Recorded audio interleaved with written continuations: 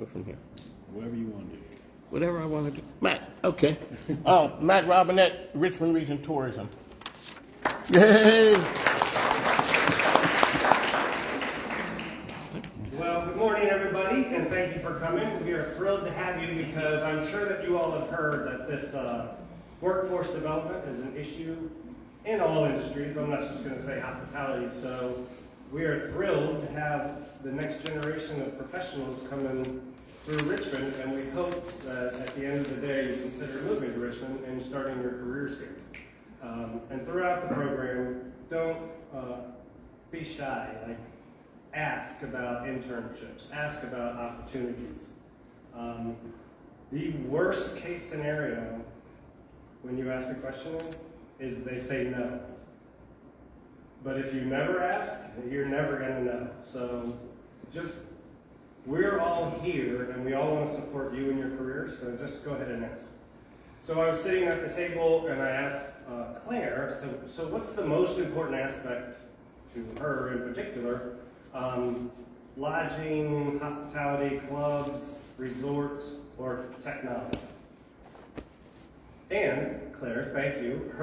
She likes and is most interested in learning about clubs and resorts. So thank you for your input, Claire.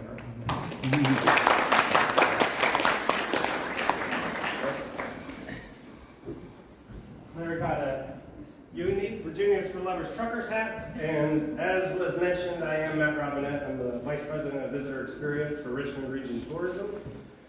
And we work very closely with our partners in the hotel community, the attractions, restaurants, and political organizations, you name it, we try to work with them.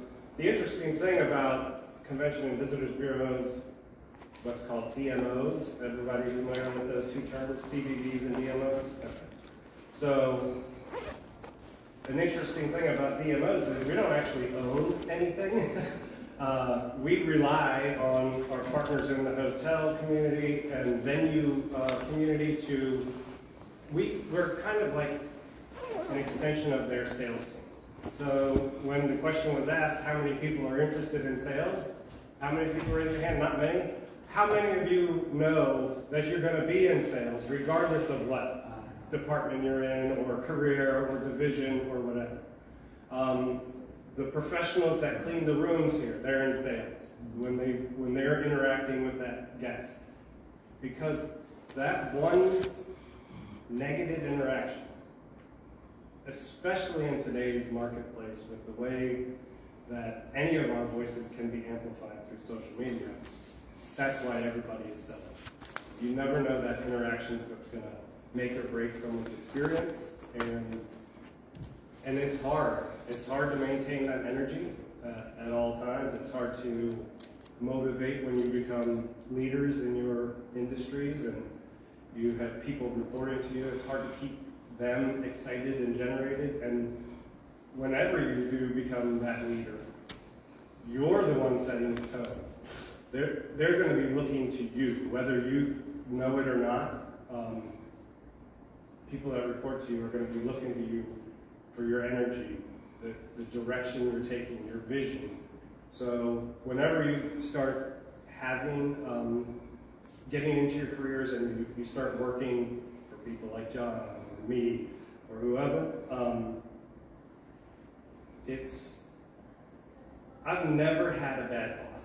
I've learned something from all of my supervisors, whether it's what not to do or what I liked about them. So when you have someone who's challenging, don't look at it as, oh, this is awful and terrible. Look at it as, okay, I've learned what not to do, or how not to treat people.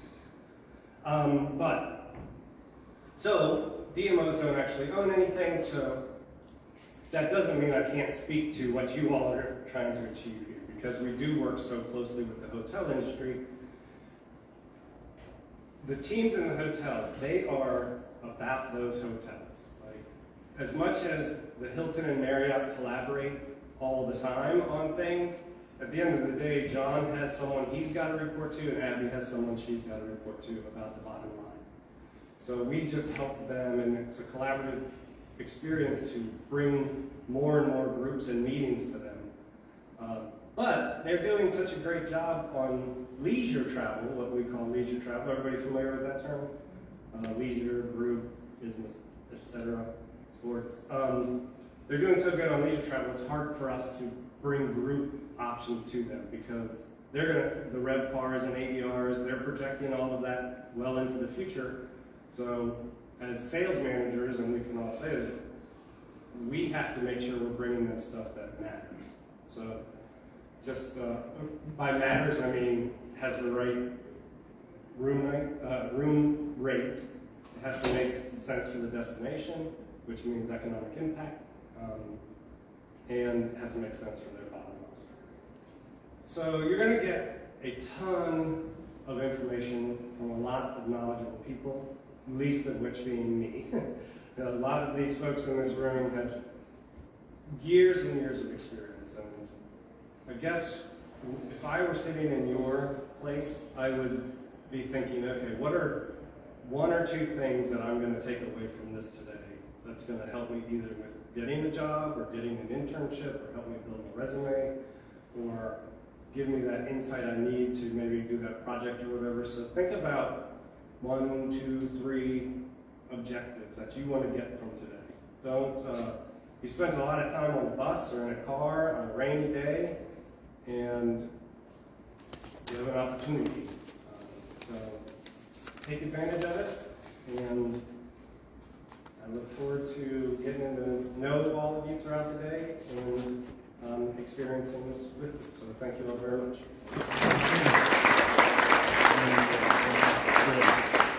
Okay. Let's do that.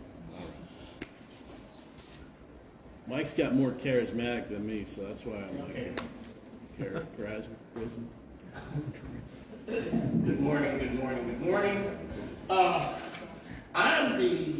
You've heard from the technical experts, I'm not that person. Let's just get that out of the way quickly. My name is Mike King. I have a business radio program that airs on ESPN every morning from 5 to 7. I don't do sports, I do business-ish. And so, as Matt was saying, everyone is in you're in two categories. Everyone sells, and it's the power of who you know. You're dukes now. There are people who came before you, and there'll be people who come after you.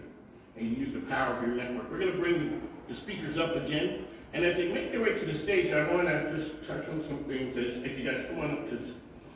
So Jason had brought up Philadelphia, and I'm from Philadelphia, and whenever we get mentioned, it's always something bad. Sir, my feelings were hurt. I know that exact hotel. I said it's nice now. Now it is nice. I've seen, and I remember it being all of those places, which is not good. Real quickly, I want to touch on with you guys. They're giving you expert analysis. I'm on the expert side of going to a hotel. I used to work for AccuWeather and used to spend about 160 nights in hotels. You get to see how hotels work, and the hospitality business is one of the businesses where you guys have to be perfect every time from my experience.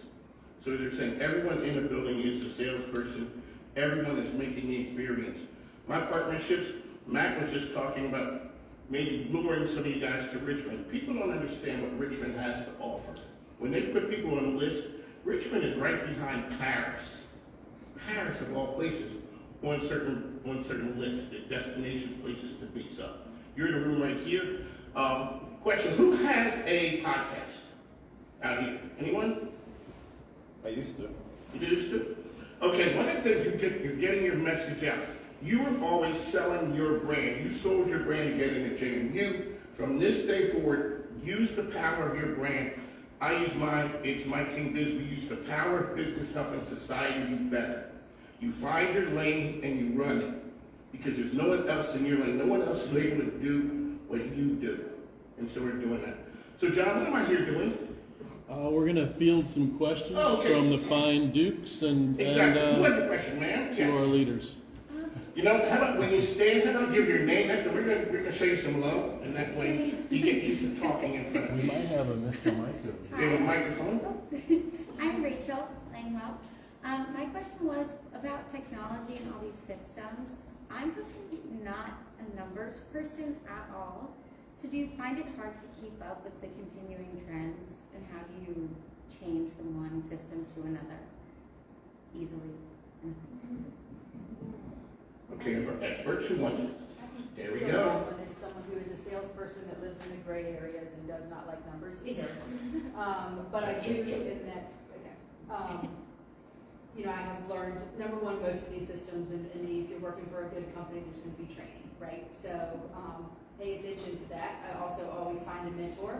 You know, I just started at my role 3 weeks ago. I've worked at a Marriott before, so all the systems are similar, except it's a new management company, and they have a lot of new systems. So you track on to somebody who knows what they're doing and is willing to teach you. But you find, especially in sales, I have to begin to like numbers, right? The STAR report at first was so intimidating to me, and now, like, don't get me started. I'll sit down for 45 minutes and nerd out on the STAR report forever. So as you develop in your role, I think you learn more and become more knowledgeable. But again, I would say find somebody that has that knowledge, that's willing to share it with you, because even if you're not a numbers person, you can become one. Thank you. Yeah, and you're going to find out what's important. Like, you're going to be in whatever you're doing every day, so those numbers are going to be critical to your success, so you'll learn them. And most of the systems today, like, we just signed up for the CoStar stuff, and I was so intimidated by queries and like what to ask, but it's so user-friendly. And that's something that I keep in mind all the time, like how is the user interface with this program, and is it easy to figure out? All right, great question. Anyone else have, okay, here we go, in the back. Good morning. My name is Lauren Gardner. I'm the Professional Development and Employer Outreach and Engagement Coordinator for our heart school. So my question stems based off of COVID, the students that you saw before, the employees that you saw before, and the generation that is coming out of our programs now. Are there trends that you're seeing in which they're doing really well in, or trends that you see in which they're doing really poor in? Are there certain things that we should be celebrating our students that they're doing, or things that we should be better preparing them to do? I'd also love to get contact information. I've got a slew of business cards I'm happy to share with anybody. So as I mentioned when I introduced myself, the workforce development is an issue and challenge. And so pre-pandemic, I had a manager position open, and it was mid $50,000 a year. To me, sounds like a lot of money, and it was, so my point is it's a good job. Pre-pandemic, I had 82 applicants. Same position post-pandemic, I had 11. And the interesting thing was I interviewed 6 out of those 11, and of those 6, wide variety demographics all over the place. And every single person asked, what's the work-life balance? So that was a big change for me, especially since I'm kind of in events, and I'm like, well, it is nights and weekends, we work events, but, and then I'm finding like the communication piece. I don't know if it's because we're all texting or using like just real shorthand, or talking like I would be talking to a friend. But I would say that's a challenge is how they're communicating, like physically. Like the content is fine, but misspellings and just it's more like a text than it is like an official email. I was calling to speak back for an open position. Pay attention to your voicemail and how that's coming across. Those little things matter, when you're hiring, because at this point, we're looking at some people that have less experience for manager roles, whereas before we might have considered you for a coordinator or an hourly associate, and so that's going to be the difference when I call that person is the professionalism there, and that would be one thing that I see is, probably could use some improvement. Because I think at the end of the day, especially with hotel operations, a lot of times, when I was in hotels, I hired based upon personality. I didn't hire based upon your technical skills, because we're going to teach you all of that. That's not a big deal. It's really about how you come across during the interview, professionally, and just you're wanting to, serve others, or wanting to be hospitable, wanting to be part of that community. And the hotel industry has evolved after COVID. Prior to COVID, when we looked at candidates, tattoos, piercings, hair color, that was a big no-no. Like, you had to be like this straight-laced looking person. Now, hotels have finally evolved, and it's like, no, you can have all these different things. We want you to have that personality. Because that's, honestly, on two ways, we need the labor. We're kind of suffering, so we need to expand what we're looking for. But also, we're missing out a lot of people that have something pretty amazing to offer. And just because they like to dye their hair, we're not going to hire them. That's stupid. So, just kind of keep on that. All righty, next question. There we go. Lady here. Matt, where's your trucker hat? Hi, my name is Emily.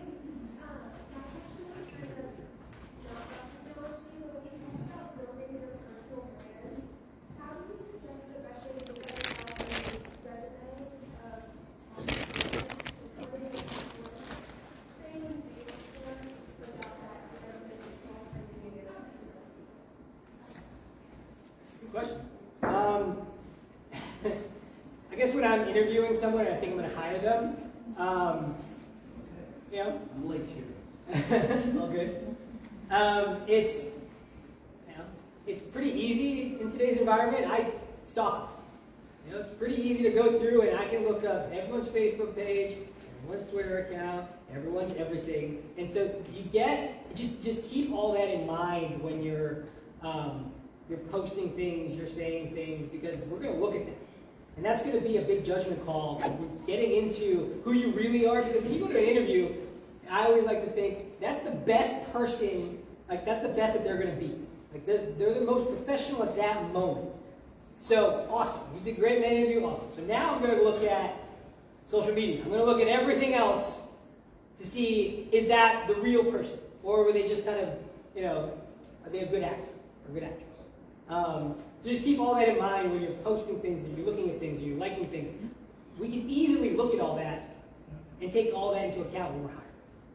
The other thing I would say is, I mean it when I say I've got business cards. Find people that are willing to share some information with you and say, hey, put your resume out there to people that you trust and say, what do you think I can do differently? Also, networking matters, right? Just, talking to us today and saying, do you have any suggestions or thoughts, or what can I do? Don't hesitate to reach out to those people, because absolutely all of that matters, but sometimes I know as someone I remember, and it was a little longer than I'd like to think, but it was like, they're like, you need to get experience. So I had 5 internships, and then it was like, you don't have any experience. But I got all the internships. So it was, who is willing to take a look at my resume, and who can I reach out to and say, hey, do you have any suggestions? Do you know anybody hiring?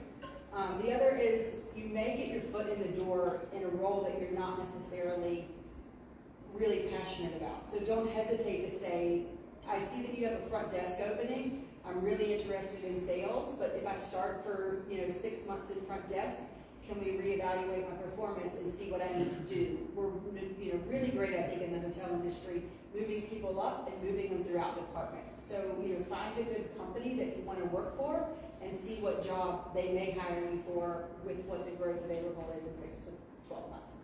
All righty, folks, let's really. If I can add too, when I got out of JMU, at the time, all the brilliant kids were going to the Hyatts and the bigger brands. I wasn't that brilliant kid because I had some fun in college.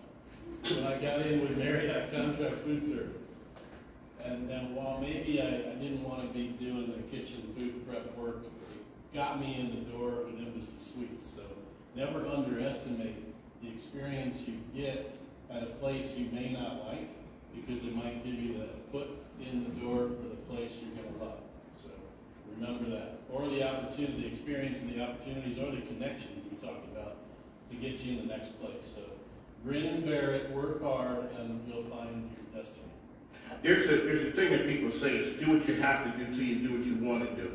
And that's what it comes to. So building a brand. To give you an idea, I don't work for ESPN Richmond Radio. I buy airtime. I'm their customer. So what I'm doing is I'm an entrepreneur out there selling my business and my brand. If you think that you're branding yourself and you're doing it too much, do it some more. Because there's a ton of people who do whatever you do. How do you get your brand above the others? If you're saying there are 86 people who applied, you know how good you had to be to get that job? There are 85 people who got a no. So that's what we're talking about every day. You're here and it's partnerships. I'm very intentional about who I work with because it says who you are. I don't talk to anybody now if I don't look them up first. It's not like before back in, you guys are old enough to know what back in the day was. But we didn't have that information when we went to a sales appointment. You know, you just walked in blind, you see a picture on the wall of some kids. Oh, you got kids? I got kids. And then you go from there. Now, everyone that you talk to, you should be able to have something out about them. And so what you're talking about, so Jason, when you talk about sales, everybody's in the sales business.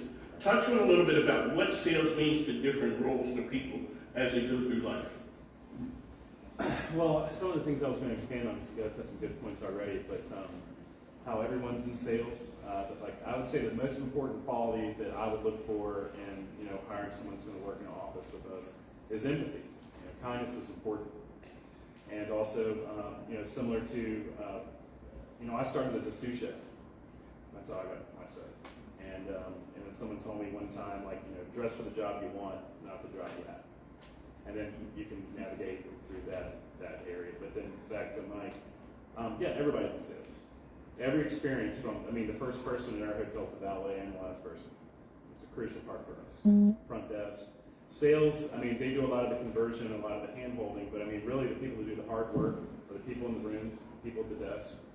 And a lot of roles that you may occupy in the beginning, but then you learn to refine that and always put your best face forward. Any other questions? Here we go. Yes, hello? My name is Riley. I'm a senior in student beverage. Your question is, how often is your team going to upgrade? To upgrade the tech? Yeah. How often does your team look to upgrade your technology? John Cario? We're in your house. Good question. Upgrading technology it is a lot of times dictated by our brand, our systems, outside forces. I just saw recently the Hilton brand mothership. They're converting their on-cue front office PMS head to what's called PEP. But then I saw something too. It's called Hotel Key. So anyway, we're always looking to upgrade. It's kind of ongoing, no real set terms. Some of our computer systems get outdated and we're forced to upgrade. The license runs out, so it's kind of an ongoing process. Does that answer? Also recently, out of sheer fact of needing technology for our engineers, we recently went from manual paper engineer work orders to technology, which is working out great for us. Our team can literally have it on their iPhone, take a picture of a light bulb that's out, and send it to the engineering team. So that came out of the need to get work done, right? So there's always technology coming out, and there's always upgrades. One. Okay, here we go. Yes, hello.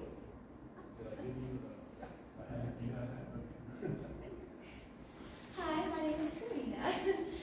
So I'm someone who's looking to work and start a business overseas, and I was wondering, how does the technology differentiate from the United States and overseas? So I lived in 2 countries. So I got the opportunity to live in Spain for a number of years when I was in middle school. And the technology, is especially in Europe, in France, and in the UK and Germany, pretty substantial. A lot of the stuff that we actually get in the United States, they're far superior. So I guess it just depends on where you want to go. If you're looking to go to India, it might not be as technological, or to certain countries, but especially in the European market and a lot of the APAC region, it's pretty substantial. It really is. And so the CoStar for right now they're expanding into Europe. And you know, we just had our call yesterday with our CEO, and you know, they are aggressively expanding in the European market because there's really no competitors out there for what we do on a commercial real estate market base. But you know, I would just say, see what country you want to go start in. I know visas and ownership and everything else of that nature can be difficult in certain countries. You know, I know certain countries you're not allowed to own things if you're not a citizen of that country. So just do your research. I have a question here. Who likes to travel? Hey, look at the hands going up. I'm not an expert by any means, but hospitality the best way to travel is when somebody else is dying. Hospitality does that. It allows you to go in multiple places. I had a travel agent, he was called the Army. It's not the same. Because hospitality can take you to multiple cities around the world, and it's on somebody else. And so years later, when you're talking, that may be the thing that you have in common with someone about where you've been doing your travels, and it started in the hospitality industry. You've been to some cool places, haven't you? Me? Yes. Oh yeah, I've been all around the world. There you go. Alrighty, and so, Abby, you lived somewhere different, didn't you? I did, I lived in China for 2 years. Now, see, that's one. Yeah. How was that? It was quite an experience. A little too far away from home, but it was awesome. So, Matt, where have you been? You Okay. Mexico City, Manila, Beijing, Hong Kong, Berlin, Amsterdam, Paris, all over the world. just the city people never heard of. That's true. Alrighty, Mike, Jason, how about one last question, then we're gonna do some tours. So we Oh. stay somewhat on point, because the mayor will be here at noon, and he's pretty punctual.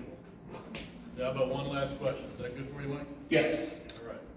Really quickly, so Jason, people now, it's information, and you talked about what information you get from the Hilton, you don't share. Can you explain to the hospitality folks here in the building exactly why that's so important, and whether it's in this job or any, it's sharing of information, and I guess the privacy of it.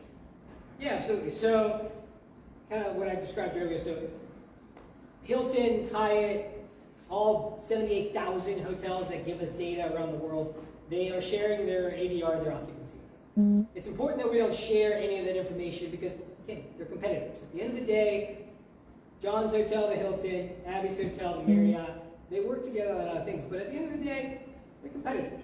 And so, John doesn't want his numbers, his strategies, his everything else to go over to Abby. Especially when you talked about groups and everything else. A while ago, I think it still happens, a while ago, companies were paying people to go to hotel lobbies and take a picture of the events that were happening at that hotel, so that other properties could steal. And so STR, takes all that data, and now John can see what Abby's Hotel, the Graduate, the Westin, the Delta, the Omni are doing combined.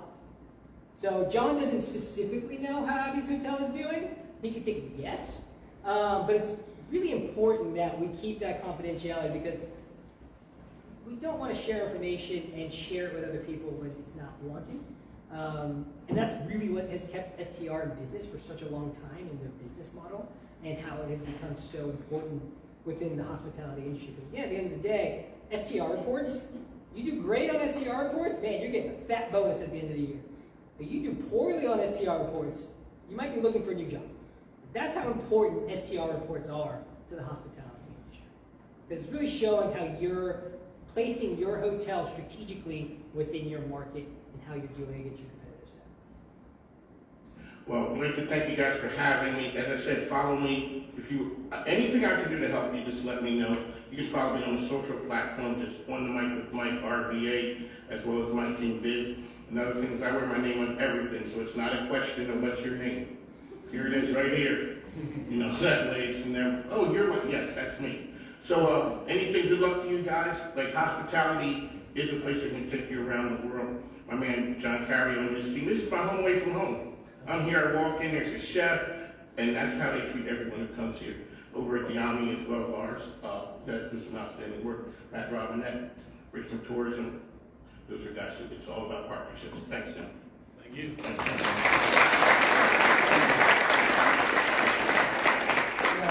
We have just very quickly, it will take 30 seconds, just to say thank you so much. You're on the spot. Thank you so much, all of you, for dedicating your time to come here and speak with us, and welcome here. John, you got really a bath there, a shower on the arrival. I'm so sorry about that. Thank you so much for everything. It took 7 minutes for John to reply to the email, the first email, to get us here. So this is for me. This is bleeding purple. Okay, going to that networking that we spoke about. Thank you so much. We have a small token here for precision to give you. Thank you. Real quick, while we're doing that, oh, you can applause. We're going to open up the doors in a minute. There's going to be several of my team, and I'm going to need my Jasons to help out as well with some tours. We're thinking we'll break up into 8 and see the hotel. We won't walk through the kitchen unless you have shoes for cruise on. And then we want to be back here at least by probably 11:50-ish, because the mayor will be walking in with his security detail and all that. And we'll have some lunch if everything continues to work out well. All right? Thank you. So, yeah, Melissa's over here. As you head your way out by the coffee there, we'll break up into groups of 8. We'll take you on a tour. Thank you.